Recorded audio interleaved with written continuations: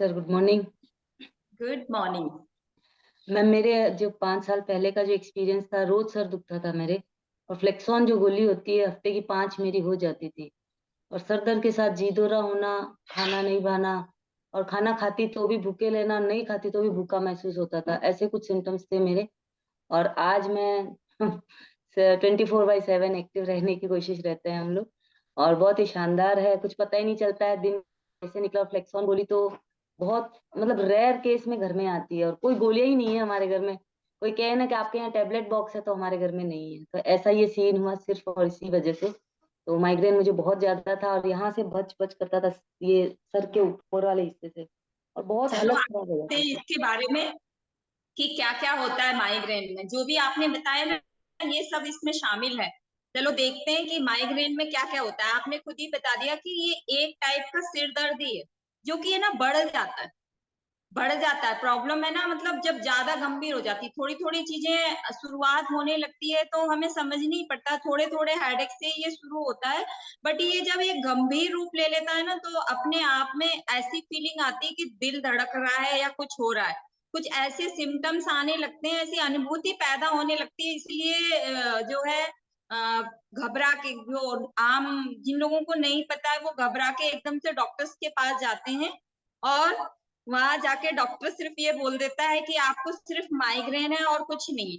But कभी कभी ये लक्षण और ज्यादा भी हो जाते हैं, जिसके जैसे अभी मैंने बताया कि मुझे ब्रेन में प्रॉब्लम आ गई थी, ट्यूमर लाइक हो गया था। तो जब ये प्रॉब्लम बढ़ जाते हैं तो उसके लिए हमें टेस्ट करवाने की जरूरत रहती है। बट ये ज्यादातर 100 में से समझिए कि प्रॉब्लम तो 2-4 लोगों को ही आगे निकलती है।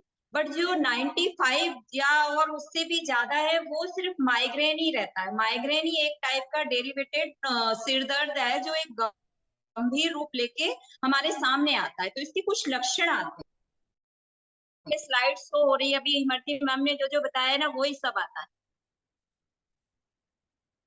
है ना, कि ये किसी भी हिस्से में सिर दर्द होने लगता है, कहीं भी सिर दर्द होने लगता है। ज्यादातर मतलब जब सिर दर्द होता है ना, तो हमारी आंखों पे इफेक्ट आता है। हम ये भी जानते हैं ना, देखो ये सिर दर्द का कारण ज्यादातर हमारे नाक, मुंह, आंख, कान, ये जो सेंसिटिव ऑर्गन्स है ना, इनके कारण सिर दर्द होता है। जैसे आंखों में यदि कोई प्रॉब्लम है, हो सकता है आंख से देखने में, या ज्यादातर ना लाइट से प्रॉब्लम रहती है माइग्रेन में। ज्यादा तेज लाइट, तेज रोशनी वाली हेडेक होने लगता है। या किसी को चश्मे की प्रॉब्लम है तो भी हेडेक होने लगता है। या जो है स्मेल, नाक का कोई परफ्यूम वगैरह से भी किसी किसी को हेडेक होने लगता है। और कान, तेज आवाज आती है ना, तो उससे भी जो है चीजें ऐसी होने लगती है। और मुंह, कोई गलत बोल दे तो भी हेडेक होने लगता है। तो यही सारे सिम्टम्स इसमें कुछ बताया है कि जो है आंखों में धब्बे आने लगते हैं, और स्किन में चुभन जैसा होने लगता है, कमजोरी फील होने लगती है, देखने में दिक्कत होने लगती है, गुस्सा आता है, चिड़चिड़ाहट आती है।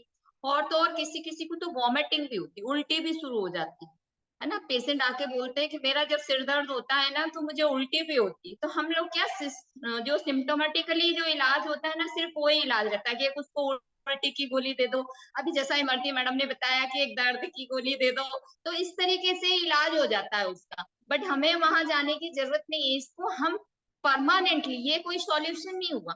ये तो ऐसा हो गया कि डॉक्टर ने बता दिया कि आपको तकलीफ है तो आप ये ले लो।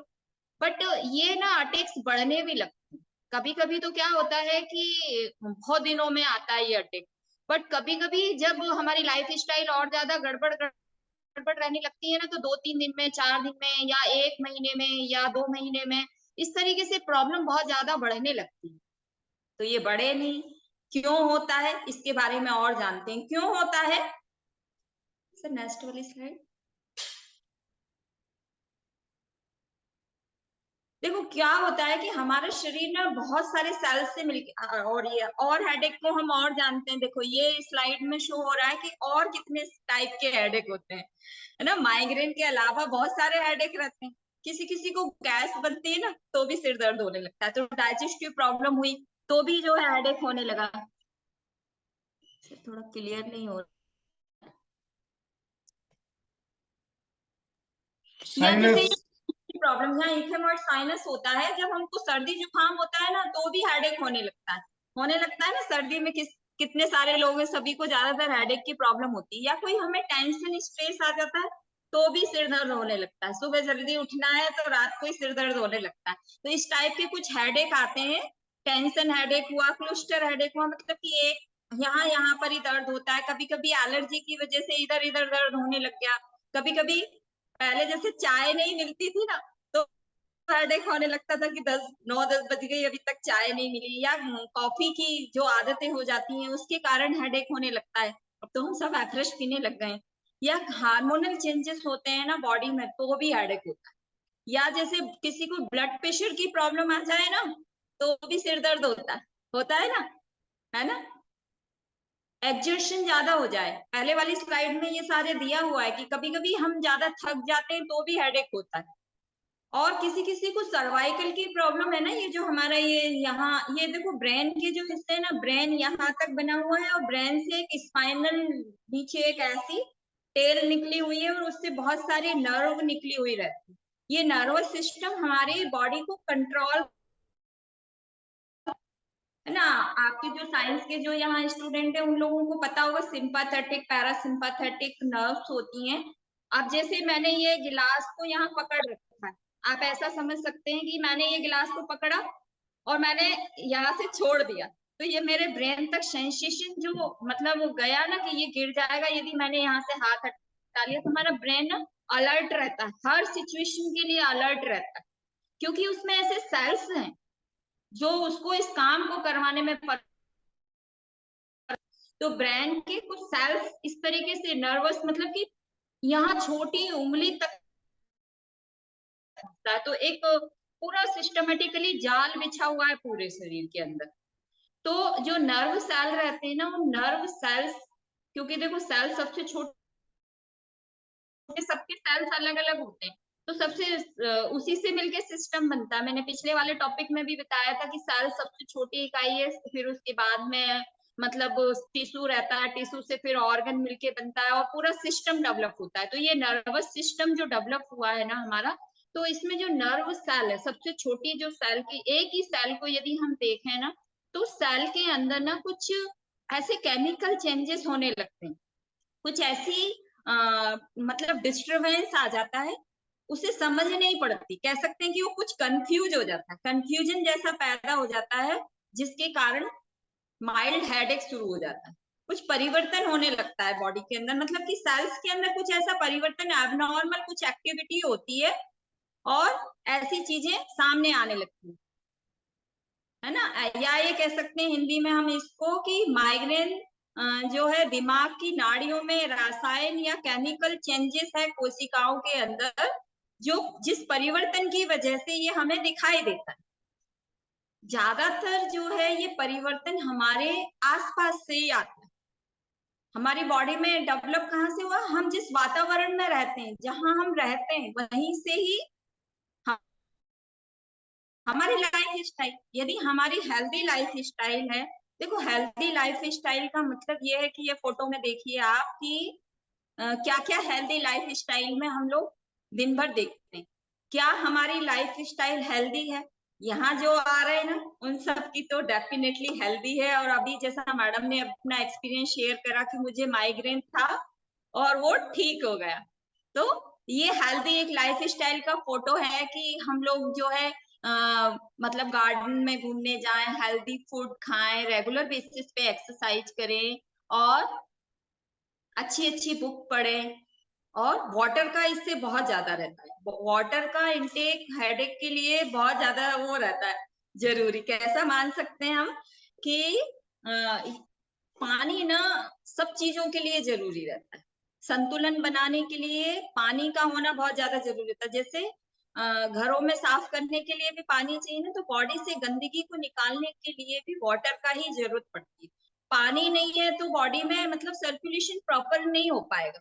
हेड ना सबसे ऊपर है, टॉप पे है, हार्ट को पंप करके वहां तक पहुंचाना है, तो पानी यदि सही साठ है तो टेम्परेचर मेंटेन होगा, सारी एक्टिविटीज सब चीजें सही सही होने लगी।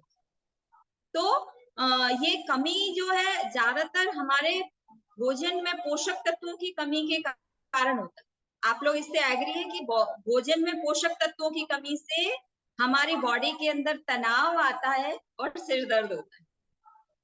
जैसा यहाँ बताते हैं कि पोषक तत्व कौन कौन से हैं, मैग्नीशियम को लेके टॉपिक चला था, खास है ना मैग्नीशियम और विटामिन B12, इनकी बॉडी के अंदर अपने आप ही डेफिशिएंसी होने लगती जब हमारी लाइफ स्टाइल में, हमारे खाने में वो चीजें नहीं जाती है। तो मैग्नीशियम एंड विटामिन B12 ये दो ऐसे पोषक तत्व हैं जो हमारे नर्वस सिस्टम के लिए बहुत ज्यादा जरूरी रहते हैं। पोषक तत्व रेगुलर बेसिस पे हमें चाहिए रहते हैं। डॉक्टर के पास जाएंगे तो वो केमिकल ऐसा बना के देते हैं कि जिनके दूसरे साइड इफेक्ट बहुत सारे आ जाते हैं। तो रेगुलर बेसिस पे हमें ये पोषक तत्व यदि बॉडी के अंदर जाते रहते हैं तो हमारा बॉडी का बैलेंस बना हुआ रहता है, क्योंकि सारे ऑर्गन्स ना एक दूसरे से जुड़े हुए हैं। एक मेंटल नर्वस सिस्टम ही नहीं, नर्वस सिस्टम के साथ साथ सर्कुलेटरी सिस्टम, हार्ट का सिस्टम, उसके साथ लीवर का सिस्टम, उसके साथ किडनी का सिस्टम, ये सारे सिस्टम इस तरीके से एक दूसरे से जुड़े हुए हैं कि इंटरनली ये ठीक नहीं है ना तो बॉडी कुछ ना कुछ रिएक्ट करती है। रिएक्ट कुछ भी हो सकता है। जैसे बुखार कब आता है कि जब बैक्टीरिया वायरस आपस में अंदर ब्लड के अंदर लड़ रहे होते हैं, तो एक सिम्टम्स डेवलप हुआ कि हमारा टेम्परेचर बढ़ गया, उसको बुखार कहने लग गए। ऐसे ही बॉडी के अंदर कुछ भी जो केमिकल चेंजेस होते हैं ना, तो हेडेक शुरू, बॉडी रिएक्ट करना चाह रही, कुछ ना कुछ बताना चाह रही कि मेरे अंदर कुछ हो रहा है, ध्यान दो, मुझे बचाओ। टेंशन क्या होता है, टेंशन में मतलब लेडी ना अटेंशन चाहती है कि उसकी कोई केयरिंग करे, तो इस टाइप के कुछ सिम्टम्स डेवलप हो जाते हैं ना, जब हमारी लाइफ स्टाइल ठीक नहीं होती। Next sir.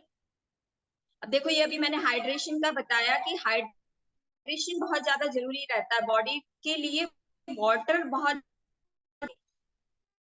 जो हमारा हार्ट, अब यहाँ से हम समझने का प्रयास करते हैं कि मैंने भोजन खाया, पानी पिया, ये सारा मेरे यहाँ से मुंह से होते हुए मेरे स्टमक में गया, स्टमक से लार्ज इंटेस्टाइन, स्मॉल इंटेस्टाइन, और जो हमारी बॉडी के लिए जरूरी रहता है हमारे लीवर ने लिया, लीवर ने जो है अच्छा न्यूट्रिशन जो भी बनाया वो हमारे हार्ट को दिया, हार्ट और लंग्स से ऑक्सीजन पूरा न्यूट्रिशन कंबाइन हुआ और वो पूरी बॉडी के लिए चला गया।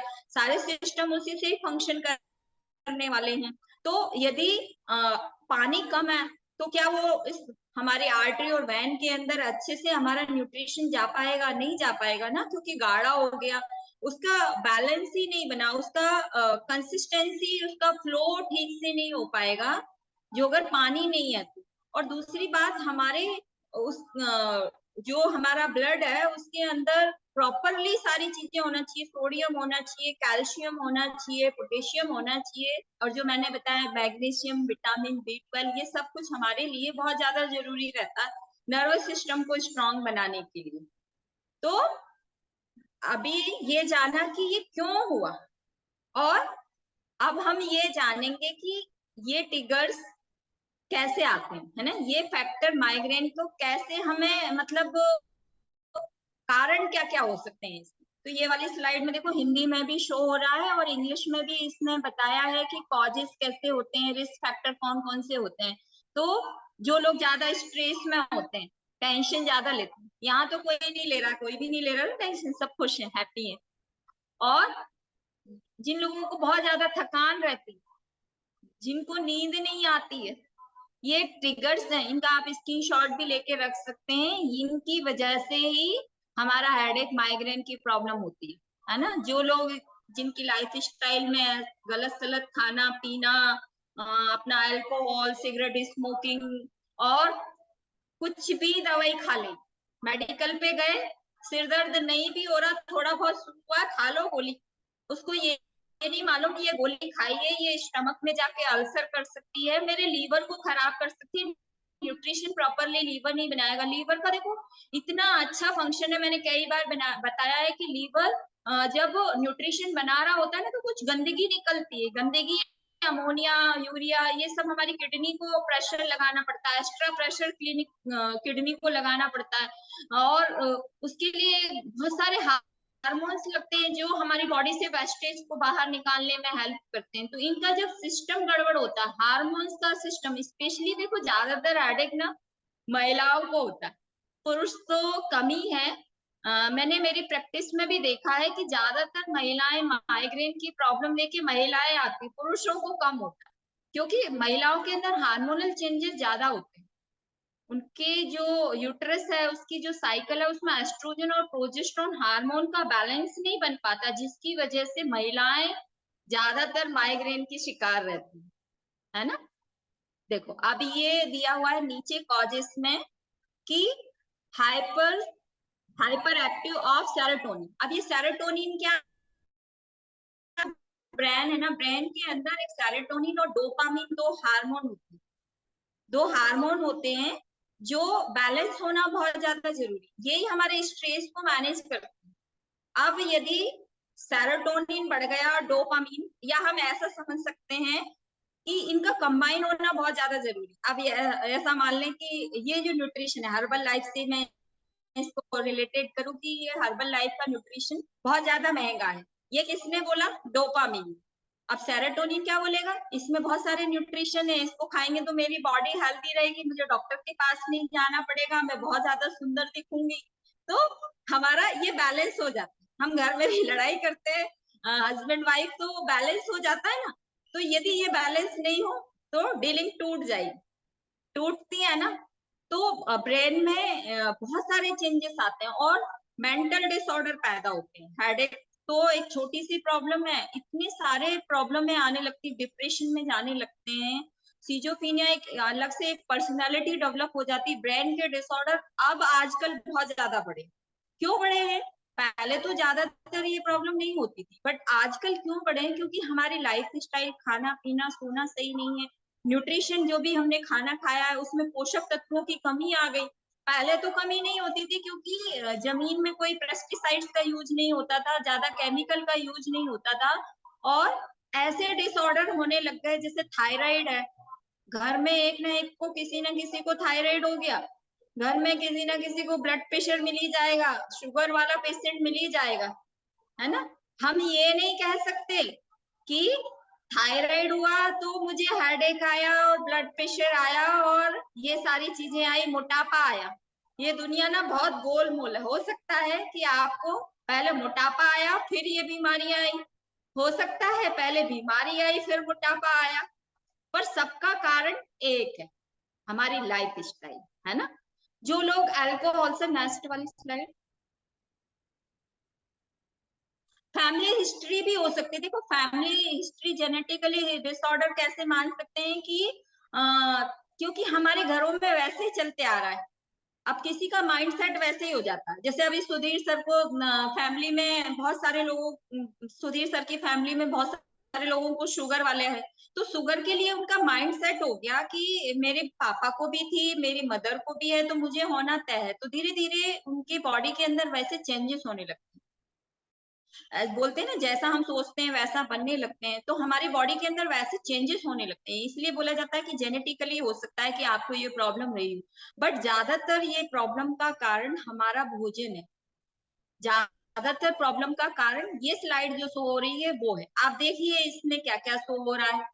इसमें जो लोग alcohol drinking, nicotine, cigarette smoking, ये लोग इसकी वजह से ये चेंजेस हो सकता है, हो रहा हो, या खाने में जो है आजकल कितने सारे केमिकल्स का यूज होने लग गया है। मतलब इस टाइप के जो फूड्स बन रहे हैं ना, जो इनमें नाइट्रिक एसिड ज्यादा रहता है, फास्ट फूड जिनको कह सकते हैं, इस टाइप की जो भोजन हम लोग करते हैं जिनमें मैदा वाली चीजों में वो डल के सब आता है ना, दिखने में तो बहुत खूबसूरत दिखता है, पर खा लो तो अंदर पूरी बैंड बजा दे, है ना। और सोने का पैटर्न बदल गया, खड़े होने तक का पैटर्न बदल गया, है ना। सर्वाइकल की प्रॉब्लम आ जाती है, पोस्चर सही नहीं है तो हेडेक होने लगेगा। और देखो एक ये स्लाइड में फिजिकल एक्टिविटी, इसका मतलब ये है कि जो लोग ज्यादा एक्सरसाइज करते हैं ना, तो शुगर खास है ना, हमारे जो जो भी सेल है उनको न्यूट्रिशन में ग्लूकोज चाहिए रहता है, ग्लूकोज की कमी आ जाती है तो हेडेक होने लगता है। भूखा क्या नहीं करेगा, चिल्ला ही सकता है ना बच्चा, जब रोता है तो माँ उसको दूध पिलाती है, तो ऐसे ही हमारे ब्रेन में भी की कमी आ जाती है, ग्लूकोज की, न्यूट्रिशन की कमी हो जाती है तो सिर दर्द होने लगता है। ऐसे लाइफ स्टाइल कुछ इस टाइप से हो जाती है। देखो ये भी एक लाइफ स्टाइल का ही शो हो रहा है कि नींद नहीं आती है। बहुत सारे, एक कविता जी है कि नहीं बार बार बोलते हैं ना, वो नींद नहीं आती मुझे तो है ना, नींद नहीं आती, नींद नहीं आती को मेडिकल टर्म में इंसोमेनिया कहा जाता है। और मतलब बार बार थोड़ी देर के लिए नींद आती है, फिर खुल जाती है, फिर थोड़ी देर के लिए नींद आती है, फिर दिन में भी नींद आ जाती है, डे टाइम में नींद आ जाती है। इससे क्या होता है, एनर्जी बहुत वीक हो जाती है, दिन भर काम में मन ही नहीं लगता। एक दिन रात में ठीक से नहीं सो, दिन में काम में मन नहीं लगेगा, दूसरे दिन नहीं सोए तो हेडेक भी होने लगता है। ऐसे ऐसे करके ना डिप्रेशन में जाने लगता है कि ये सब मेरे साथ ही हो रहा है, मेरे दूसरे वाले के साथ तो हो ही नहीं रहा। वो टेंशन में आने लगते हैं, है ना। फिर वो अटेंशन चाहते हैं कि कोई मेरी केयरिंग करे, और नहीं होता है, और अपने आप से इतनी चिड़चिड़ाहट हो जाती है। देखो अभी ये नीचे मैंने अभी बताया था ना, सेरोटोनिन वाला जो बताया था कि ये सेरोटोनिन जो हार्मोन है, इसकी वजह से हमारे बॉडी के अंदर टेंशन स्ट्रेस बढ़ता है। तो ये आया कहाँ से सेरोटोनिन? जो भी हमने खाया ना, वो हमारे आहार नाल में गया, आहार नाल से हमारे, जो मैंने अभी बताया कि पूरा होते हुए ब्रेन तक गया, और ब्रेन में फिर उसने एंजाइटी, डिप्रेशन, इस टाइप से जो केमिकल चेंजेस हुए भोजन में, मैग्नीशियम की कमी, विटामिन B12 की कमी, इस टाइप की जो हुई। और स्ट्रेस के बारे में भी, स्ट्रेस एक मेन कारण है हेडेक का। स्ट्रेस, स्ट्रेस की डेफिनेशन तो मुझे भी आज तक समझ में नहीं आई कि ये क्या है स्ट्रेस। ये एक साइकोलॉजिकल डिसऑर्डर है, ऐसा मान सकते हैं कि ये एक साइकोलॉजिकल डिसऑर्डर है जिसमें इमोशनली चेंजेस होता है। पता नहीं क्या होता है, मेरे हिसाब से मुझे भी नहीं पता है कि स्ट्रेस किस चीज को डिफाइन करना चाहिए। बट एक स्ट्रेस ऐसा कारण है जिससे ये जो हार्मोनल इम्बैलेंस है ये बहुत ज्यादा होता है, स्पेशली महिलाओं में। सभी में होते हैं हार्मोन्स तो, देखो क्योंकि ग्रंथियां सबके अंदर है। अभी देखो एक किडनी के ऊपर एक एडिनल ग्रंथि होती है जो रेनिन एक नाम का हार्मोन सिक्रेट करती है, जो हमारे ब्लड प्रेशर को मेंटेन करने के लिए बहुत ज्यादा जरूरी होता है।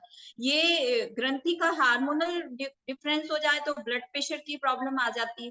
थायराइड ग्रंथि कितनी इंपॉर्टेंट ग्रंथि है, ये मेटाबॉलिज्म को, पूरे पूरे शरीर के जो भी हमने खाया पिया है उसको कंट्रोल करने का काम करती है। जब भी लगेगा जब थायराइड ग्रंथि से हार्मोन निकलेगा, TSH हार्मोन, तो ये सारे हार्मोन्स मिलके वर्क करते हैं, है ना। सबके, मेल के अंदर अलग हार्मोन है, फीमेल के अंदर अलग हार्मोन है। इनका हार्मोन्स का जब डिस्टरबेंस हो जाता है तो हेडेक की प्रॉब्लम हो सकती है। और एक ये गोली वाले मेडिकल पे जाके, अब आप डॉक्टर के पास भी जाएंगे तो डॉक्टर भी आपको गोली लिखेगा। अभी जैसा इमरती मैडम ने बताया कि मैं एक बार दिखाने के लिए गई थी, वहां से ये गोली लिखती और मैं ये खा रही। यदि इमरती मैडम वहां नहीं जाती तो हो सकता है मेडिकल से लेके खाती रहती। तो ये एक सॉल्यूशन नहीं है, परमानेंट सॉल्यूशन नहीं। स्पेशली महिलाओं को मैं कहना चाहूंगी, जो महिलाएं कॉन्ट्रासेप्टिव पिल्स खाती ना, ज्यादातर महीने को आगे पीछे करना, ये करना वो करना, या गर्भ निरोधक के रूप में उनका यूजेस करना, ये सारे डिसऑर्डर, ये हमें एक दिन में पता नहीं चलते हैं, धीरे धीरे करके हमारे अंदर ये चेंजेस आते। एक दिन में कुछ नहीं होता बट एक दिन जरूर होता है ना। लाइफ स्टाइल पर धीरे धीरे धीरे धीरे करके चेंज हो जाता है। तो अब हमें ये सारी चीजें नहीं हो, इसके लिए ट्रीटमेंट सबसे बेस्ट ये है, आप डॉक्टर के पास जाएंगे। देखो जिसको थोड़ा सा इससे ज्यादा हो जाता है ना, तो डॉक्टर्स के पास जाना बहुत ज्यादा जरूरी होता है।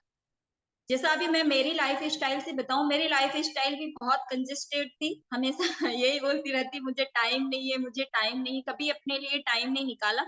सिम्टम्स आए, कुछ माइग्रेन से रिलेटेड सिम्टम्स आए, यदि मैं इग्नोर करते चले जाती तो हो सकता है आज आपके सामने नहीं होती। बट मैंने उनको समझा और उसके टेस्ट करवाए।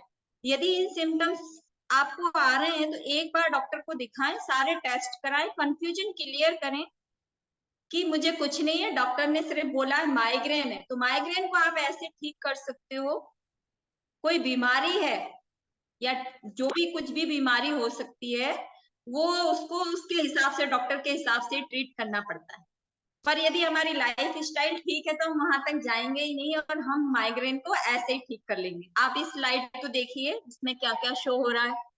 देखो, सबसे पहले तो मेन तो है ना वाटर, पानी बराबर पीना जरूरी, क्योंकि संतुलन उसी से होगा, पूरा न्यूट्रिशन घुल के वहां ऊपर तक उसी से ही पहुंचने वाला है। तो वाटर का इंटेक बराबर रखना बहुत ज्यादा जरूरी रहता है। और अवॉइड करना है गलत गलत चीजें जो भी खाते हैं ना, उनको अवॉइड करना। शुगर का बैलेंस होना हमारी बॉडी के अंदर बहुत ज्यादा जरूरी है। ग्लूकोज का मेंटेन होना हमारी बॉडी के लिए बहुत ज्यादा जरूरी है। बराबर नींद लेना बहुत ज्यादा जरूरी है ना, 7-8 घंटे की नींद प्रॉपरली होना बहुत ज्यादा जरूरी है। और यदि कोई प्रॉब्लम है तो डॉक्टर के साथ डिस्कस करना बहुत ज्यादा जरूरी है। स्ट्रेस फ्री रहने के लिए वेलनेस लिविंग प्रोग्राम अटेंड करना बहुत ज्यादा जरूरी है, क्योंकि उससे बहुत सारा मतलब पता ही नहीं चलता है कि हमारे किस सेल्स में क्या चेंजेस आ गया यदि हम सुनते हैं प्रॉपरली। इसीलिए तो किताबें पढ़ने के लिए बोला जाता है कि आप पढ़िए, कुछ हो सकता है कुछ ऐसा चेंजेस हो कि हम हमेशा हेल्दी लाइफ जी सकें, है ना। और मेडिटेशन, योगा, थोड़ा बहुत स्ट्रेचिंग एक्सरसाइज करना बहुत ज्यादा जरूरी है, ताकि हमारे सारे हार्मोन्स ठीक से वर्क करें। और मतलब न्यूट्रिशन की जो डेफिशिएंसी, हम शेक पी रहे हैं तो सब चीजें मिल ही रही हैं ऑलरेडी, है ना। विटामिन B12, मैग्नीशियम, जो भी हमें चाहिए हमारी बॉडी के लिए वो सब मिल ही रहा है। अब ये स्पेशली महिलाओं वाला जो मैंने चक्कर बताया था ना, कि स्पेशली महिलाओं को तो इस चीज का बहुत ज्यादा ध्यान रखना जरूरी है, क्योंकि माइग्रेन की प्रॉब्लम ज्यादातर महिलाओं में होती है ना। तो क्यों होती है ये भी मैंने बताया कि जो यूट्रस होता है उसके साइड में, दोनों साइडों में ओवरी रहती है, जो हमारे एस्ट्रोजन और प्रोजेस्टेरोन हार्मोन्स का लेवल डिस्टरबेंस होने की वजह से होती है। एस्ट्रोजन जैसे महीना आता है तो एस्ट्रोजन की साइकिल चलती है 15 दिन शुरू के, और 15 दिन के बाद में प्रोजेस्टेरोन हार्मोन की साइकिल चलती है। यदि ये हार्मोन का इम्बैलेंस होता है तो हेडेक होता है ना। और और क्या, शुगर यदि लेवल बराबर नहीं है, खाने पीना सोना ये सही नहीं है, लाइफ स्टाइल सही नहीं है तो होता है। तो उसको हम सुधार लेंगे तो हमारे अंदर ठीक होने लगेंगी ये सारी चीजें, हम थोड़ा थोड़ा करने लगेंगे तो ठीक होने लगेगी। इसके लिए एक्यूपंक्चर भी, मसाज थेरेपी होती है ना, यहाँ मसाज करते हैं, यहाँ करते हैं, या थोड़ा सा भी मैंने भी करवाया था जब मुझे मुझे मतलब ये प्रॉब्लम शुरू हुई थी ना, माइग्रेन और ये सारी प्रॉब्लम, तो मैंने पहले डिसीजन लिया था कि मुझे ऑपरेशन नहीं करवाना है, तो मैं हेडेक को ऐसे ही ठीक कर सकती हूँ। तो मैंने एक्यूपंक्चर थेरेपी अपनाई थी, निडिल वगैरह लगवाते थे ब्रेन के अंदर, कुछ समय के लिए बहुत अच्छा रिलीफ होता था। तो ये सारी थेरेपीज हैं जो हमें ट्राई करना चाहिए। ये कंप्रेस ठंडे से सिकाई कर सकते हैं, या नींद का एक सबसे विशेष रोल रहता है, तो प्रॉपरली सोना बहुत ज्यादा जरूरी है, पर्याप्त मात्रा में, मतलब अच्छी नींद, गहरी नींद आना बहुत ज्यादा जरूरी है। और क्या हो सकता है, स्ट्रेस को रिड्यूस करना बहुत ज्यादा जरूरी है, स्ट्रेस को रिड्यूस करना भी बता